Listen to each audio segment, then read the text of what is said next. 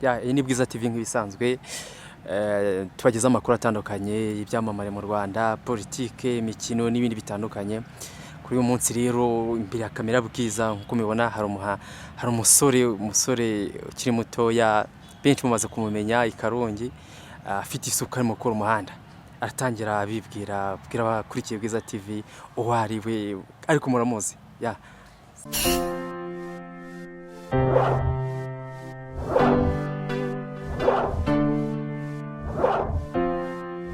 Murakoze, nitwa Niringiyimana kenshi nzwiho amateka atandukanye mu karere ka Karongi nakoze, ariko mu by'ukuri navuga ko ari ibintu bishimishije. Bwiza TV mbashije kubashimira, mbega munkurikiranira amakuru gatanu ku kandi mukankorera ibintu binonosoye, ndetse nshimira TV1 cyangwa se agiye ko zikunze kugera ku baturage ndetse na Bwiza TV. Ubwo rero nkaba ndi hano mu mujyi wa Kigali, nkaba ndi gukora akazi ko kwamamaza muri Airtel, ariko nkaba ndi no kwitegura kujya mu nama yo kuganiriza urubyiruko muri Byimana.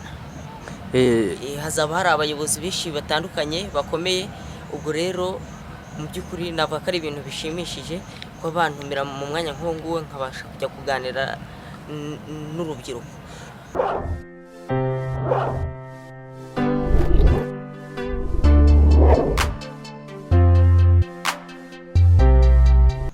Manuel, noneho benda utarajya kuri ibyo ngibyo, turaza kubigarukaho gatoya, tugaruke inyuma. Uravuze ati ndi hano mu mujyi wa Kigali ubikomojeho. Ubwo mu mezi 3 ashize ubwo Bwiza TV yagusuraga mu rugo hari Karongi, wabona ko hari byahindutse nyine, urabona ko umucyo ni wose mbese urabibona nawe. Tugusanze hano Kigali, wa mugani Kigali uhari kuva ryari? Kigali mpari hashize nk'ibyumweru 3 cyangwa 4, ariko nyuzamo nkasimbukira nkajya Karongi nyine njya kureba ukuntu ibintu nasize cyangwa se nk'umushinga wanjye w'inzuki nakozeyo, ndeba ukuntu umeze. Ubwo rero navuga ko nta kibazo i Kigali rwose, nta kibazo rwose, ndahari kabisa. Ubwo rero nkaba ndi gutegura imishinga myinshi ikomeye itandukanye hano imbere, n'ubundi igomba gukorerwa muri kariya gace kugira ngo habashe kugira ko hagenda mbega hahinduka amateka, kuko urebye muri kariya gace usanga harimo ahantu hakwiye imishinga itandukanye, ariko ukaba wasanga imishinga itahagera. Ubwo rero tugaruka inyuma gato, noneho benda hari umuntu utarabonye benda nka video y'ubushize ubwo twagana tugusanga mu muhanda wakoraga. Ni umuhanda ungana iki? Wawutangiye ryari? ubu ngubu ugeze hehe? Murakoze cyane. Mbibutsa ko ni umuhanda ungana na kilometero 7, ariko mu kuwusiza kwabaye nko kutarasa bwa kabiri ngaruka nsubira inyuma nkora ibirometero 3. Ubwo rero navuga ko mu kuwugira mugari nyine nkwagura niho nagiye nkora kilometero 3. ubwo ngubwo mu kutraversa nkugira muremure, ariko nanone ari gatoya wenda hanyuma nka moto kilometero 7. Murakoze cyane. Imbaraga za kuje muko batingiye gukora umuhanda no ku myaka yabenda nawe ugiye kutubwira nazo wazivugaho? Murakoze cyane. Ibi ngibi kubikora navuga ko dufite imbega inkomoro mfite ibinkomoro mbikomoraho. Ngiye mbikomora ku babyeyi batubanjirije, cyangwa se urugero urabona nka perezida agenda akora ibikorwa byinshi bitandukanye. Ari rero niyo mpamvu ngenda mbimukomoraho, nkabikomora ku bayobozi batandukanye, nk'abo bayobozi bandi mbega tubona yuko bagenda bakora ibikorwa byiza bitandukanye kandi bagashishikariza urubyiruko gukunda igihugu. Nanjye rero ndashishikariza urubyiruko gukunda igihugu. Nuko ati iyo wakonze igihugu no kuvuga ati nta gihombo ugira.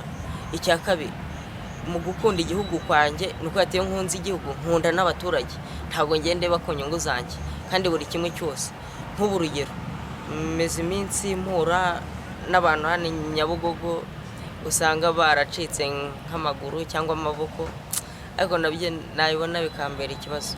Ubwo gusanga umuntu ari kwivuguta mu kizenga nk'ara Nyabugogo bari ikibazo. Nuko ati rero nkora iki? Niba nari ngamije gutega, niba ari ya 500 mfite ndamuhereza, niba ari igihumbi nkamuhereza, ubundi nkigendera agasigara nsabira imigisha. Ubwo rero ni ukuvuga ati birakwiye ko n'ubundi tugomba gukora tugakorera igihugu cyacu, mbega byaba ngombwa tugafasha n'abakwiye gufashwa, kandi abacishikariza urubyiruko ko rukwiye gukunda ibikorwa by'igihugu, kuko kwanze nibo baba barimo biyubaka, bagomba kubigiramo uruhare. Nanone nkagaruka nibanda ku buyobozi bw'utugari, inzego z'ibanze, bati cyane cyane ndaherera mu byaro bitandukanye, ntabwo mvuga mu karere kacu konyine, ndavuga mu turere dutandukanye, kuko ati abayobozi b'utugari bakwiye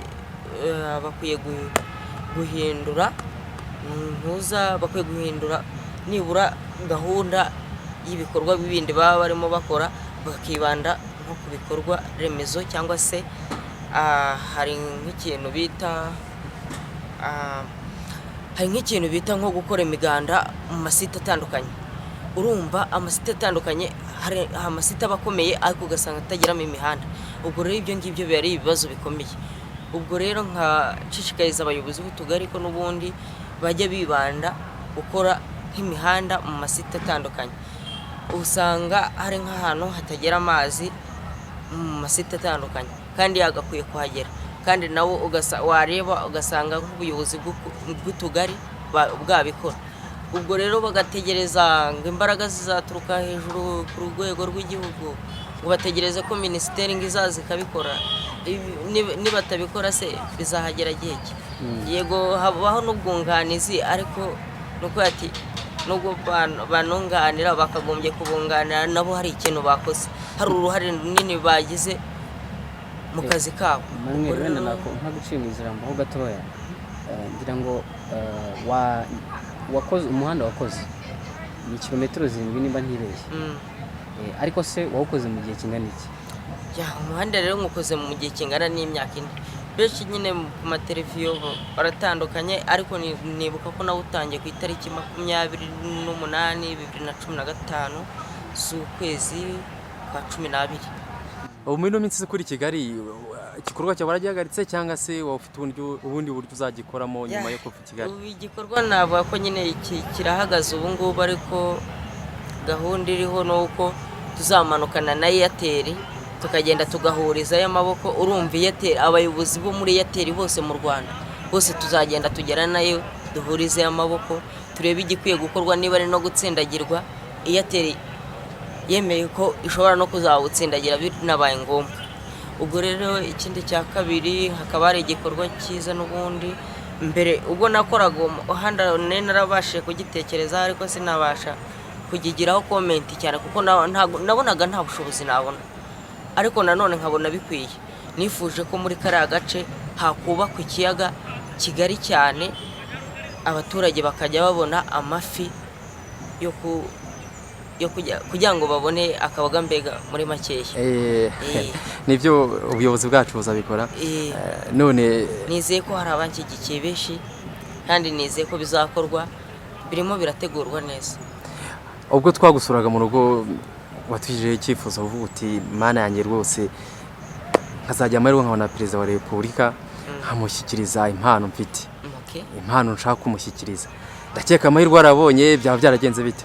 Amahirwe narayabonye, kandi n'ubu ngubu navuga ko nk'ikiyafite ndayafite mu ntoki rwose. Amahirwe ndayafite. Ni ukuvuga ati rero ibyo ndimo ndabitegura byo kuzamuha impano mushimira nk'umwe mu bahagarariye wenda urubyiruko, ko ibikorwa byiza, inama batugira bigenda bibyara umusaruro. Kuko ati iyo batugiriye inama hari ikintu zigenda zibyara. Ni ukuvuga ati rero nkaba ndimo mbitegura neza, si ngombwa kubivuga, ariko ndashaka kuzategura impano nziza nyine ishimishije nkamushimira, iriho n'ingabo z'igihugu. Reka nze nyinyuremo hagati, reka nyinyuremo hagati, iriho n'ingabo z'igihugu azegereye rwose. Byaragaragaye waramusuje rwose nk'ura munsi atambuka kuvuga uti ninjye ugiye gutahirwa nanjye mukure mu biganza wumvaga umeze ute ese gusuza na nyuma yaho wumvishe bya bimeze bite? numvaga ari ibintu binejeje bindenze, ariko mu by'ukuri ubu ngubu navuga ko mfite icyizere gikomeye 100%, kandi ntago nzigera ngitakaza. Ikintu cya mbere cyo ngomba kwibandaho, ntago nshaka kureba ku nyungu zanjye. Nk'ubu urugero wenda tuvuge Airtel niba ivuga ati ku kwezi ni miliyoni n'ibihumbi 500 tuzajya tuguhemba havuyemo imisoro ya leta, ni ukuvuga ati iki wenda tukaba tuzakorana umwaka. Ni ukuvuga ati mu bintu nari ndimo ntekereza navuga ati n'ubundi niho hahandi ikintu cya mbere nyamukuru, kandi koko buri ikintu cya mbere nyamukuru natekereje nuko ati icyo natekereje nicyo kijya mbere. Niba narateguye kubakisha icyo kiyaga nuko ati kizubakwa, ariko nanone biciye mu nzira zihe, mu nzira z'ubuyobozi, bikayinyura mu mucyo. Nuko ati no kuzahamagara ba minisitiri bakaza bakareba igikwiye gukorwa. Nimba se habaho wenda nko kumfasha abaturage wenda bafite mu nkengero z'icyo kibaya, cyane ko tuba tumenyereye ko ikibaya ari icya leta, ikibaya cyo mu kabande. Niba abaturage rero bashobora kuzagera bakazabishyura, nanjye numva ko nanjye ubushobozi bwo kucyubakisha nawubona, kandi hari n'abaterankunga ngenda mbona batandukanye nkajya kumva barampamagaye bakomeye, bakaba bati twiteguye kuzagufasha kubaka icyo kiyaga. Ubwo rero urumva ko ari ibintu binejeje. Umukuru w'igihugu mwarabonanye, ndakeka ari wa munsi wo kwitiza izina ingagi. Ese uriya munsi wo ninde wakuzanye, watashye ute? Uriya munsi nuko ati baje kuntora mu rugo, baza kuntora n'imodoka nziza cyane ishimishije. Ubwo rero baraza turagenda tunyura i Karongi, turagenda turuhukira Serena Gisenyi muri hoteli, niho naraye ku Gisenyi ku mazi. Ubwo rero tuvuye tuhita twerekeza za Musanze hariya mu Kinigi. Ubwo ngubwo habaho umuhango wo kwita abana b'ingagi amazina. Ibikorwa bishoje twahise dusubira nuza Serena Gisenyi, tuvuyeyo dusura abana b'ingagi, mvuyeyo nerekeza Kigali Mariyoti, tujya mu kureba Meddy ari kuririmba ndetse na Niyo.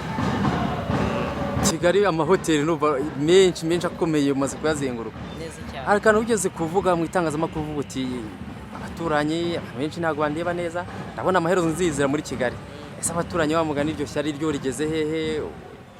Iby'abaturanyi navuga ko biba bitoroshye, ariko mu by'ukuri nuko ati ndimo ndagerageza kugenda,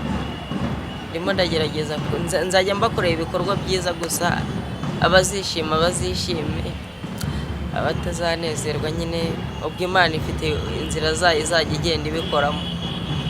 Gusa ko ngiye nizeye ko 100% Imana imfiteho uburinzi kandi ncigatiye mu biganza byayo. Murakoze cyane. Dukomeza noneho kuri Airtel, ifaranga urimo kurikirigita muri no minsi biragaragara. Ese mufite amasezerano angana iki? Ese wabona amafaranga mwasezeranye, mbese niba atari ibanga angana iki? Kuko wavuze ko biteguye no gufasha urubyiruko cyangwa se n'abandi societe nyarwanda muri rusange. Murakoze cyane. No kuba ati Airtel amasezerano dufitanye nuko ati dushobora kuzamarana umwaka, nyine bateganyiriza kubimura, wenda bakaba bakimuka ahantu bari, cyane ko hatameze neza ari mu manegeka. Ubwo rero mu byo ndi gutegura nabyo ndimo ndabitegura. Ngaruka ku kintu kijyanye n'urubyiruko ndushishikariza gukunda igihugu, rugatera intambwe, rukava niba rwari mu cyerekezo cy'inyuma bakayerekeza mu cyerekezo cy'imbere. Abashishikariza gutera intambwe bagakomeza bakagira revo bageraho, bakubaka u Rwanda kuko nibo mbaraga zabo. Ubwo rero niyo mpamvu badakwiye kwinangira gukora. Ngiye buriya nubwo ndeba ubu ngubu nakorewe umuganda ku Gisozi uyu munsi, bwate mu gukorera umuganda ku Gisozi habayo kunyakira neza bishimye. Bwate rero iyo nkora nongeye ntabyo kuva niyo naba ndomoje nibingana iki. Bwate ngenda ndakora byawe bimeze ute ndakora. Ikintu cya mbere ni ibikorwa. Aho ugere muri Kigali tubwire nyine kuntu Kigali ndakeka atari kenshi bari barayigezemo. Aho wigereyemo ngo ibyo byumweru bingaho mumazemo ni iki wajya ubona kidasanzwe wumvaga bene kuvuga uti cyazangezaho nanjye nkari icyo kintu.